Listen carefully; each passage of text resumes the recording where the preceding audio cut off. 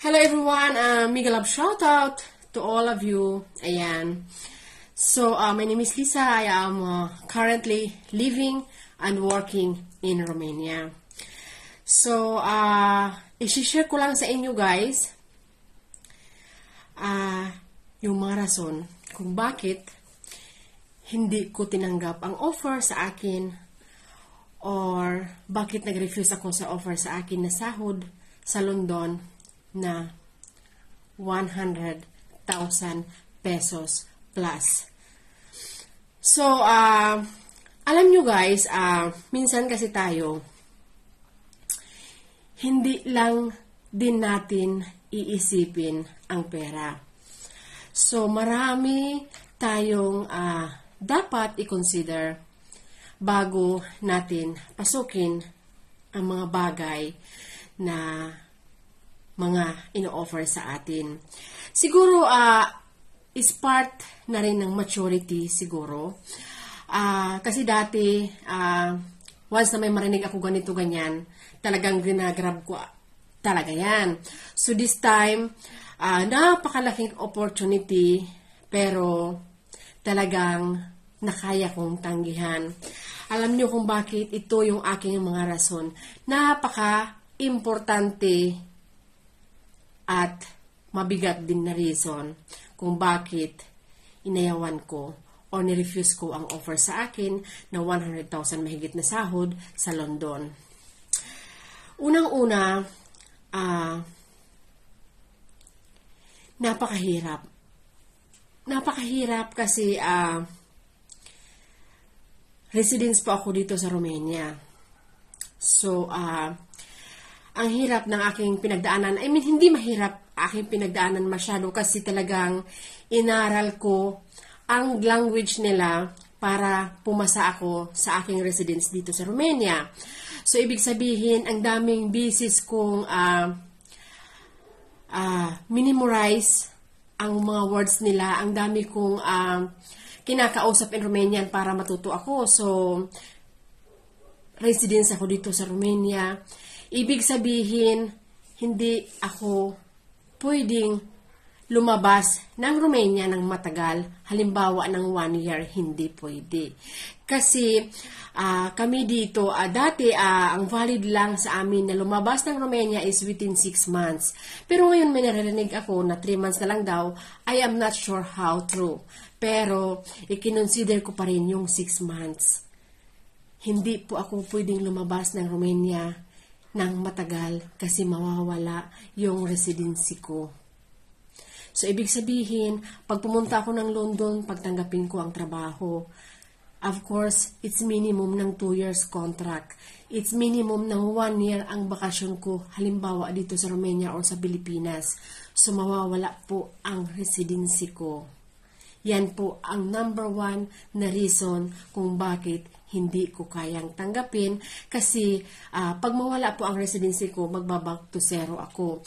Kasi alam nyo mga kababayan, yung residency ko ay sariling sikap ko, hindi dahil kay CB. So, ang residency ko ay dahil sa tagal ng pinagtrabaho ko dito sa Romania at talagang pumasa ako sa interview sa lingwahe nila. So, yan po ang residency ko. That means, hindi po ako nakadepende kay CB. Nakadepende po ako sa sarili ko. So, kung hindi ko po iingatan ang residency ko, mawawala po. Kasi hindi po ako pwedeng lumabas ng Romania ng matagal within 6 months. Hindi po. Ang bago nga ngayon, ang narinig ko is 3 months na lang daw, pero consider pa rin na let's see 6 months. Kasi, ang ibibigay lang na bakasyon ng amo is once a year.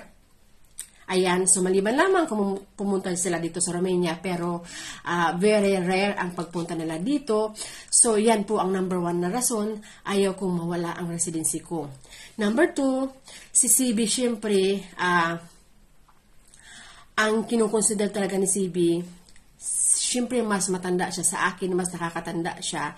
So, kinonsulta ko din si CB kung anong masasabi niya. Ang sabi kasi sa akin ni CB, sa buhay daw, hindi naman lahat ng bagay ay mabibili ng pera. In-explain sa akin ni CB ng talagang very clear, which is talaga namang totoo. Kasi doon intern ako sa amo. So, maninibago ako kasi nga intern ako, that means nasa bahay ako nila, nasa akin ang bata. So, hindi ako makakalabas basta-basta. Whereas dito sa Romania, leave out ako sa aking amo. So, ang aking program, pagkatapos ng 8 hours ay umuwi na ako sa bahay. So, feel ko ang normal na buhay. So, walang control na nangyayari. I mean, hindi ako nag-aalangan kasi halimbawa, pagpasok ko, kumain ako sa bahay, pagpasok ko sa trabaho ko, pwede akong hindi kumain. Pagdating ko sa bahay, gutom ako, pwede akong kumain agad, pwede akong lutuin kahit ano. So, ibig sabihin, may freedom ako. Kasi doon, syempre, wala na, unang-una may hiya tayo, unang-una kakain tayo kung anong meron sa misa, di ba? Kasi hindi naman tayo mag-i-insist. Yan ang rason na pangalawa. Ang pangatlo, hindi ko rin kayang iwanan ang aking mga amo. Kasi alam nyo guys, ang aking mga amo, napakabait. Siguro sa 1 to 10 na employer, 2 lang ang katulad sa aking mga amo. Alam nyo ba kung bakit? Nagagawa ko lahat ang gusto ko. Nakakapag tawag dito, paalam ako anytime na gusto ko. And they never say no. Lahat ng gusto ko pagdating sa aking mga amo ay talagang lagi silang yes. Kasi trust sila din sa akin bilang isang worker nila. Lalong-lalo na po at talagang ako ang humahawak ng online business ng aking mga amo. Hindi lang po ako ordinary nanny, humahawak din po ako ng online business ng aking mga amo. Yan po ang rason. Kasi syempre, alam nyo, may mga bagay din naman na talagang dapat nating i-considered, mga bagay na iniisip ko rin sa aking mga amo, lalong-lalo na nung nagka-COVID ang nanay ko, malaki ang nagastos ko. So parang nandyan sila para sumuporta sa akin. So talagang dapat din natin i-consider yan. Lalong-lalo na rin ang mga bata. Kasi nung sinabi ko sa kanila na aalis ako, lahat gustong sumama. Alam nyo ba na lahat gustong sumama at lahat ay nagmamakaawa na wag akong aalis. Alam nyo, ang sabi ng aking mga amo, Lisa, you have freedom. Kumbaga, karapatan mo yan eh. Napakabait talaga ng aking mga amo. Karapatan mo yan, Lisa. So, ikaw mismo ang magde-decide. Nakasuporta kami sa desisyon mo. Pero, masakit sa kalooban nila. Ramdam na ramdam ko, lalo na sa babae. Kaya, hindi ko rin sila kaya ipagpalit lang ng dahil sa pera. Kasi, at saka, pang-apat na rason, tapos naman na yung anak ko ng college.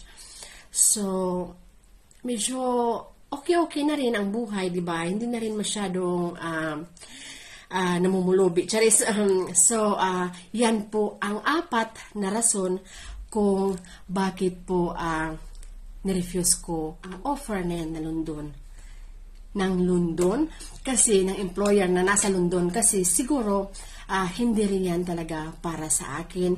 At alam nyo guys, pinag-pray ko talaga kay Lord. Sabi ko, Lord, hindi man ito para sa akin, hindi ko man ito matatanggap na blessing galing sa iyo. Please po, sana ma-share ko po ito sa taong mas deserving at mas nangangailangan. Alam nyo guys, ang daming nag-message sa amin galing sa aming community dito sa Romania kasi i-share ko sa kanila itong opportunity na ito. Ang dami, napakaraming mga kababayan nag-message kasi nga once in a lifetime lamang po ito. So ang nangyari po ay pinagdasal ko ito kay Lord, pinag-pray ko. Alam nyo guys, isa sa kababayan namin dito, nag-message sa akin. Nung nag-message siya, parang kinalabit ako na ito siya. Alam nyo ang ginawa ko, nag-view ako agad sa Facebook niya. Nagustuhan ko agad si kabayan. Ang daming nag-message sa mga kilala ko pa yung iba. Pero ito nang mag-message sa akin si kabayan, iwan ko parang siya ang itinuturo ng puso ko. Siya talaga ang itinuturo. Nag-usap na kami, tinawagan ko siya. Alam nyo ba? Si kabayan, 10 years na sa isang amo. Siya ay nagpalaki ng twins. from 0 months to 10 years old. So, isang amo lamang po yan dito sa Romania. Hindi po siya lumipat. Napakabait ni kabayan. Nagpaaral ng mga kapatid, breadwinner sa kanyang pamilya, lalong-lalo na sa kanyang mga magulang. So, sabi pa nga niya, tumanda na lang nga siya sis dahil nga, sabi niya sa akin, tumanda na lang ako sis kasi wala talaga akong time mag-boyfriend or mag-enjoy sa buhay ko kasi ang dami kong pinapaaral plus ang mga magulang ko, ako ang bumubuhay. So, sabi ko sa kanya, siguro sis, ikaw ang ibinigay ni Lord na makadala ng swerte na ito, na tawag dito, makahanap pa ng more blessings pa na kasi may kapatid pa daw siya hindi pa tapos.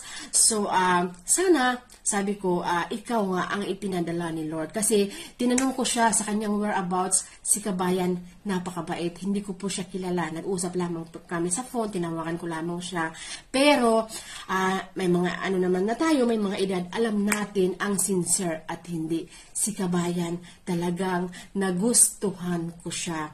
Alam nyo, ang daming nag-o-offer sa akin, may nagsasabi pa nga na ibibigay ang isang buwan sahod. Ang first sahod ibibigay, magbibigay ng komisyon, magbibigay ng ganito. Alam nyo, hindi po nakabase dyan. Ang gusto ko po ay maging seryoso lamang at sinseridad. Kasi, nakikita tayo ng Panginoon. Alam nyo, ito si kabayan, biniro ko siya. Sabi ko, kabayan, sabi ko, bago ka mag-flight, magkita tayo for a coffee. Sabi niya, of course, sis, sabi niya, don't worry about this. Pero, sabi ko, nagjujuk lang ako. Basta, sabi ko, please, be serious lamang. Kasi talagang, sinabi ko pa sa employer na kaibigan kita at talagang mapapagkatiwalaan ka. Pero sabi ko, dahil sa experience mo, dahil sa kwento mo sa akin, I really trust you, sabi ko. So, binigay ko ang number ni kabayan sa employer, nag-usap na sila, at dahil nga sa akin, dahil nga sa narecommend ko, sabi ko, talagang the best ito, wala nang ibang usapan pa. Tiningnan lamang siya, and tomorrow, we will start your papers. Yan lamang po.